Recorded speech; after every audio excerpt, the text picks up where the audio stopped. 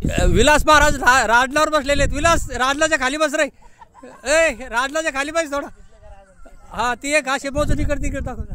ही एक राजन, ही एक राजन, 7 राजन. हे पूर्ण हा वाल्मिकी ऋषीचा डोंगर पूर्ण. इथं वाल्मिकी ऋषी राहायचे.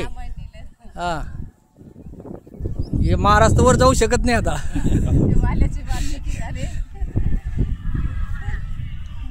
आता बोला तुम्ही काहीतरी वाल्मिकी ऋषीविषयी. वाल्मिकी ऋषीविषयी सांगायचं झालं तर आज आपण जो ग्रंथ बघतोय वाल्मिकी ऋषी म्हणजे एक अशी व्यक्ती होती की आता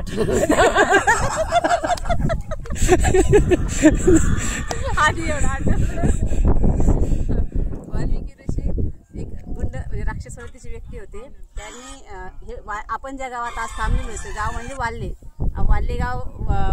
वाल्ले हे नाव पडणारं म्हणजे वाल्मिकी ऋषीचं नाव हे वाल्ले गावाला पडलेले. आणि वाल्मिकी ऋषीने येणारे जाणारे जे लोक असायचे त्यांना पकडायचे आणि त्यांच्याकडे जे काही असेल धन ते घ्यायचे आणि त्यांना मारायचे. असं करता करता त्यांनी एक माणूस मारला की राजनाथ टाकायचे. असे त्यांनी 7 राजन भरून माणसं मारलेले. 7 राजनाथ जेवढे दगड बसतील तेवढे माणसं त्यांनी मारलेले आहेत. असे ते पाप करायचे. पण एक वेळेस असं झालं की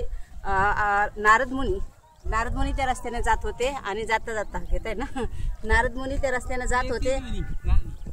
नारद मुनी ह्या रस्त्याने जात होते आणि त्यांनी नारद मुनीला पकडलं. त्यावेळेस नारद मुनीला सांगितलं म्हणजे ते मारायला लागले होते नारद मुनीला. तर नारद मुनी त्यांना म्हणत होते की तुम्ही जे मारताय मला कशापायी मारताय. तर ते म्हणे धनापायी तुमच्याकडे जे असेल ते द्या. ते म्हणे धनापायी मारतोय. पण तू ज्या धनापायी माणसाला मारतोयस तर त्या धनात तुला हिस्सेदार कोण आहे. तू जे पाप करतोय आज त्या पापामध्ये वाटेकरू कोण आहे तुझ्या. तर हे जे धन ज्यांच्यासाठी नेतो त्याच्यातले तुला सहकार्य करणारं कोण आहे वाटेकरू. तुझ्या पापात कोण होईल. तर ते म्हणे मी हे जे करतोय माझ्या परिवारासाठी करतोय आणि मग माझ्या परिवारातील सर्वच लोक माझ्यासोबत असतील. त्यावेळेस नारद मुनी म्हणाले तू एक काम कर, तू घरी जा आणि त्यांना विचारून ये. तर वाल्मिकी ऋषीला असं वाटलं की हा माझ्यापासून पळ काढणारे म्हणूनच मला घरी जा म्हणतोय. वाल्मिकी ऋषी म्हणले नाही तसं नाही होणार म्हणे. मी घरी जातो विचारायला पण एक काम कर म्हणे मी तुला बांधून टाकतो. नारद मुनी ठीक आहे बांधून टाका मला. त्यांनी नारद मुनीला बांधून टाकलं आणि नारद मुनी तो घरी गेला. प्रथम त्याने आपल्या मुलाला विचारलं की बाबा मी हे जे काम करतोय जे धन आणतोय ज्या धनामुळे तुम्ही आज जगताय समजा राहताय तर त्याच्यात जे मी काम करतोय त्या कामात तुम्ही मला हिस्सेदार होसाल का. तर ते काम कुठलं. त्यावेळेस ते म्हणे मी लोकांना मारतोय लोकांना मारून त्यांचं धन घेतोय आणि त्या धनावर तुम्हाला जगवतोय. तर मुलगा म्हण नाही बाबा मी ह्या पापात हिस्सेदार होणार नाही. त्यावेळेस त्यांनी विचारलं चला आपण आपल्या आईवडिलाला विचारू. त्यांनी प्रत्येकाला घरातल्या प्रत्येक व्यक्तीला विचारलं तर प्रत्येक व्यक्तीने हेच उत्तर दिले की नाही आम्ही तुमच्या पापात सहकारी होणार नाही येतं. त्यावेळेस त्यांना वाटलं सगळे जरी नाही झाले तर जी माझी सहकारी म्हणजे माझी पत्नी ही तर नक्कीच होईल.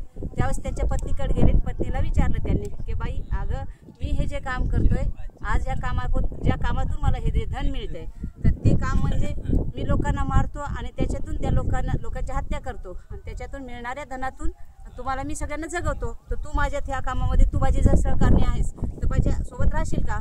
तर ती म्हणे नाही मी ह्या पापात तुमच्यासोबत राहणार नाहीये. त्यावेळेस त्यांच्यावरती म्हणजे त्यांना एवढं दुःख झालं की आज मी जे करत होतो ज्यांच्यासाठी करत होतो त्यांनी काय केलं म्हणजे माझ्या पापात आज जर माझं पाप आज मी इतके लोक मारले 7 राजन भरून लोक मारले. ते राजन दिसतंय का वरती ते राजन वाल्मिकी ऋषीच्या वेळेस ते राजन आहेत. तर त्यांनी तिथे ह्या गडावरती म्हणजे असे लोकांना मारून तिथे त्यांनी राजन बनवलेले 7 राजन. आणि जेव्हा मग रिटर्न ते परत येतात नारद मुनीकडे येतात आणि नारद मुनीला सांगतात. त्यांना पस्तावा होतो की आजपर्यंत मी जे पाप केलंय आता एवढं पाप केलं की मी कुठं फेडू हे पाप. पण ह्या पापाचं प्रायश्चित्त काय होईल.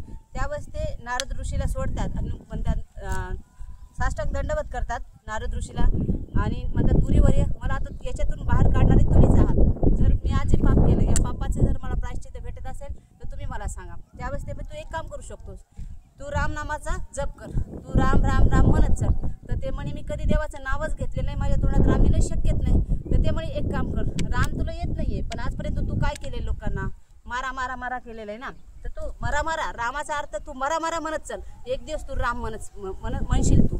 असं म्हणता वाल्मिकी ऋषीने मरा म्हणता राम राम राम राम त्यांचा एवढा जप झाला रामनामाचा की आज त्या रामनामामुळे आज वाल्मिकी कोळी म्हणजे कुंडवरती म्हणजे राक्षसवृत्तीची व्यक्ती आज आपण ज्या गावात आज त्यांना महर्षी वाल्मिकी ऋषी हे नाव पडलं. का पडलं त्यांच्या पापाचं प्रायश्चित्त झालं होतं आणि त्याचं आज आपण दर्शनाला जे जातोय कशामुळे जातोय की परिवर्तन किती झालं की रामनामामध्ये किती शक्ती आणि त्यांनी या रामनामामुळे आज महर्षी वाल्मिकी ऋषी हे नाव त्यांना पडलं आणि त्यांनी काही काळानंतर रामायण लिहिण्यास सुरुवात केली. असे हे आपले महर्षी वाल्मिकी ऋषी आहे आणि आज आपण त्यांच्या दर्शनाचा लाभ घेतलेला आहे.